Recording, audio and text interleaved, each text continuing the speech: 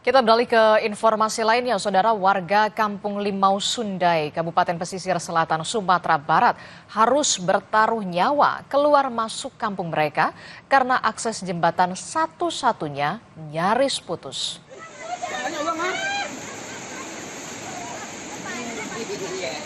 Kondisi jembatan ini sangat memprihatinkan karena diterjang air bah, saudara.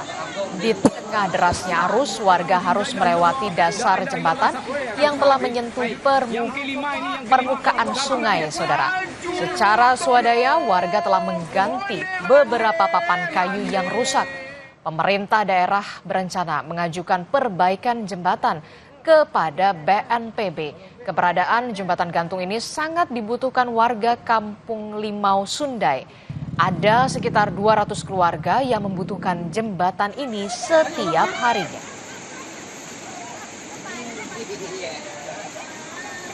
Ini kebutuhan masyarakat.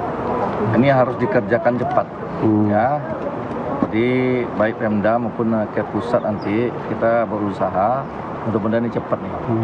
Karena kemarin ada pergeseran anggaran sekitar 4 miliar lainnya. Ya, kalau yang mana yang cepat nanti kita ini di samping itu nanti kita ajukan proposal ke pusat. Karena ini jembatan ini karena bencana. Informasi lainnya, saudara, akibat tanggul jebol, sebuah sekolah menengah pertama negeri 24 Kota Tangerang terendam banjir.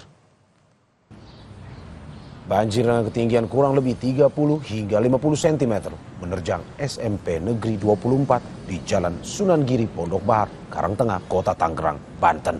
Aktivitas belajar mengajar tatap muka terpaksa dihentikan dan diganti dengan belajar jarak jauh atau daring.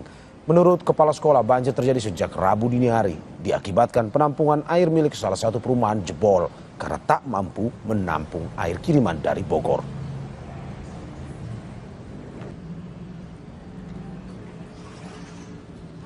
Banjirnya karena air pembuangan akhir yang ada di belakang ini, yang milik Medland, itu meluap.